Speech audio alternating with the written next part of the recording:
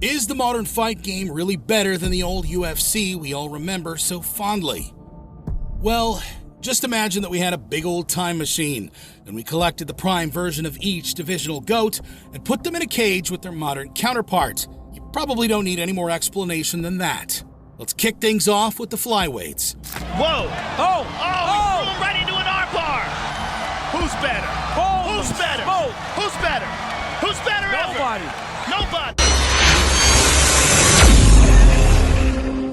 The current king of the 125-pound division, Alexandre Pantoja, has been counted out time and time again.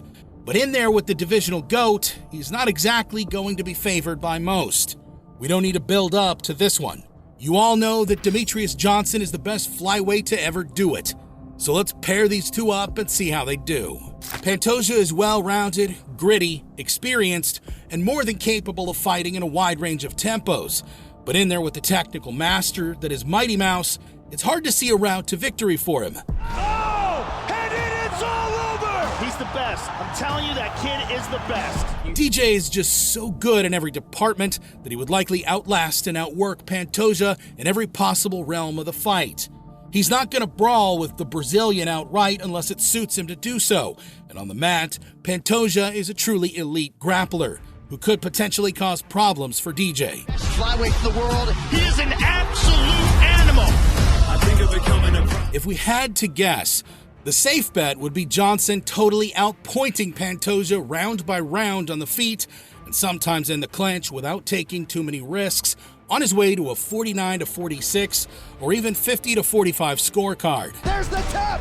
The winning streak is now a dozen for Demetrious Johnson. Most of the divisions we'll cover have a pretty clear-cut GOAT pick, but Bantamweight is definitely the most difficult decision. For as much as the two-time champion TJ Dillashaw deserves a mention, Finish!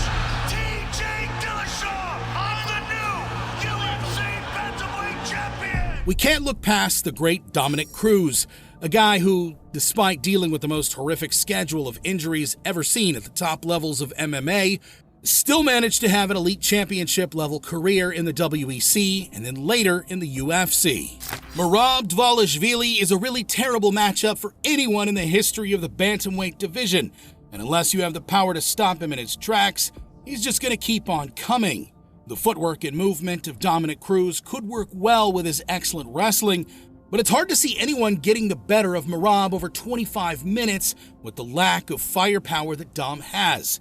It just wouldn't be enough. Cruz actually used to hold the division's takedown record before the inhuman cardio of Dvalishvili allowed him to steal it away. And on fight night, whether he's choosing to wrestle or not, we could see how Merab would eventually wear down the former champ and edge him out on the scorecards. There are a lot newer fans who like to rewrite the history books and overlook the great José Aldo's runs in the WEC and UFC when it comes to the GOAT pick.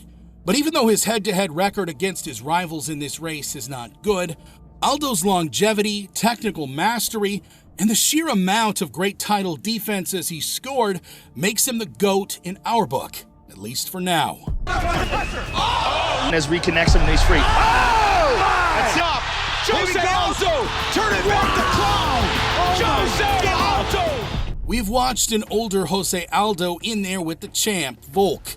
But in this case, we're getting a slightly more weathered two-time champion at the age of 36, stepping in there with a prime José. But here's the thing.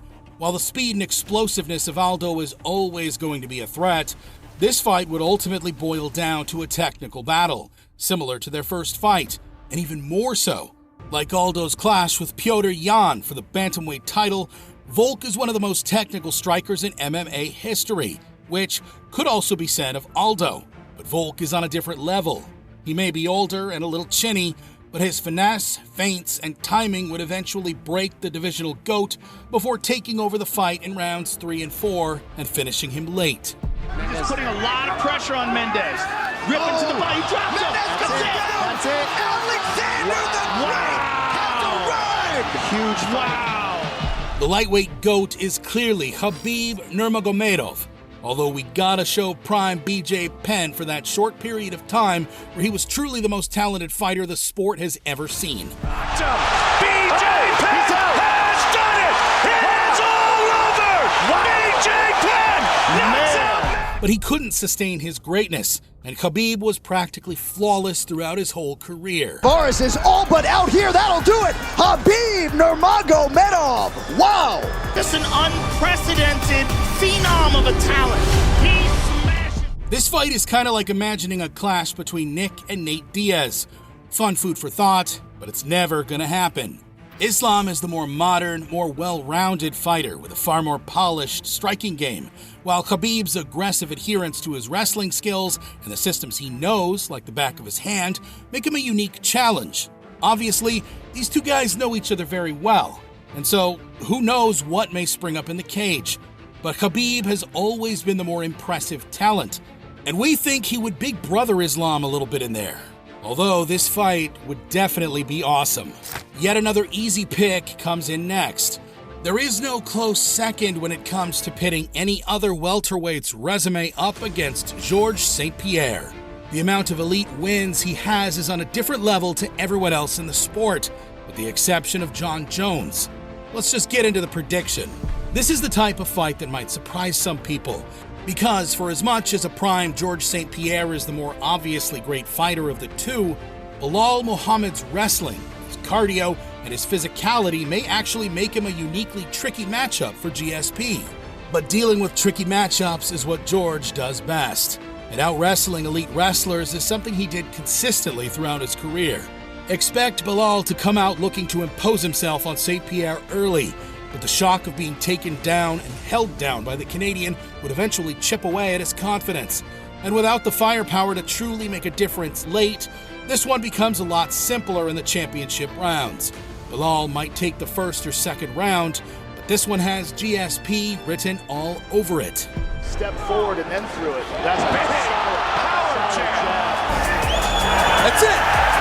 Remember the name. Belal Muhammad busts into the UFC win column and gets the finish to move. Do we even need to break down the middleweight pick? With generational athleticism, a near-perfect prime run in the 185-pound division, and the type of skill set that makes him a nightmare opponent for anyone, the undefeated, undisputed Chael P. Sonnen would undeniably make mincemeat of a mere mortal like Dricus du Plessis. But okay, if we were to look at this seriously, the real number one pick, Anderson Silva, has the longest win streak in UFC history. And during his best years, he was doing things in the striking department that simply did not seem possible. He's the GOAT, and by a considerable distance, too. I don't know about you guys, but this fight would be absolutely amazing to watch. DDP has a weird, wacky, but undeniably effective way of bullying his opponents. There are layers of technique to what he does that could well make this look like his fight with Israel Adesanya, if he can intimidate Silva into not getting his offense off. But this is prime Anderson Silva, a master of setting traps and using his counter-striking to spring them. DDP is simply too rough around the edges to not get caught by something here. Don't get us wrong, du Plessis has all the tools to hurt Silva, to knock him down, and to finish him. But Silva in his prime was slippery and very tough to get a read on. If you ask us, these two feel each other out for a round or two before Silva takes DDP out in highlight reel fashion in the third. This might be the easiest decision of them all. Light heavyweight might be in a rough spot now, but it was once the Showtime division for the sport, and in its second era of greatness towards the end of the 2000s, a young Jon Jones came in and absolutely butchered an entire generation of fighters. Jon Jones missed the Dagestani wave of mixed martial arts during his stint atop the 205-pound division. But if a prime version of Jon Jones were to take on the current champ, Ankalaev, there's a very good chance that we learn just how well he would match up against him. There are elements to Magomed's game that could prove tricky for Jon, but if you ask us, he is tailor-made for this fight, whether he's using his own offensive wrestling or opting to stand with his opponent. Sure, tall guys have given Jon issues before, but the reigning champ is not the polished striker that Gustafsson or Reyes are. Jones would force his rival into mistakes here and eventually capitalize on them in the championship rounds. The numbers don't lie. Although we do also think that Francis Ngannou's destructive run of form and the almighty Cain Velasquez deserve to be mentioned. But Stipe Miocic is very clearly the UFC heavyweight GOAT. Yet another difficult one comes in next because, let's be real, prime Stipe is a very tough matchup for modern Jon. Even in his 40s, he was able to land shots here and there on the champ. His length, his sharp boxing fundamentals, and solid counterpunching lead us to believe that he would test Jones's chin in this one. Perhaps more than anyone has ever tested it before. But there is a dogged side to Jon that people don't talk about enough. It's the reason he has won time and time again, with only some narrow decisions in tight fights causing any controversy. Jon would find a way to win this one over 5 rounds. It might even be a Reyes situation where a lot of fans edged the challenger on their cards, but Jon Jones is a winner, and it's hard to look past him here. What happens if we do get this fight after all? If the boogeyman of the division, the interim champ, puts his speed, youth, athleticism, and power to the test against perhaps the greatest fighter of all time? Well, like we said with the Stipe fight, Jon is a winner even now. So do not be surprised if he finds a route to victory here.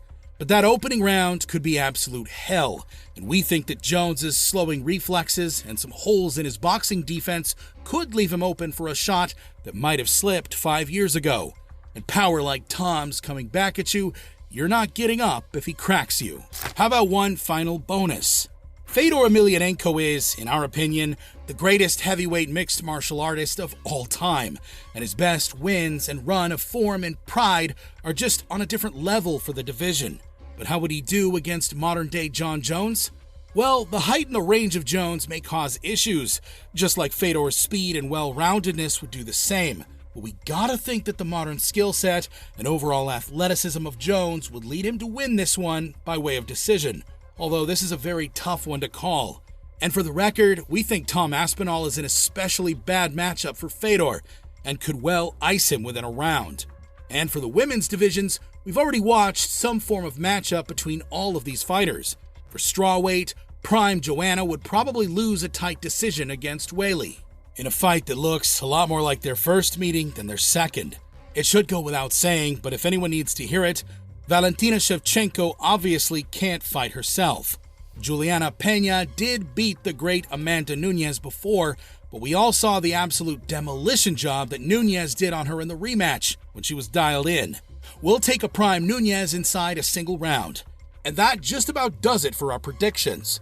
How do you think we did with our picks? Let us know how you'd predict each bout in the comments below.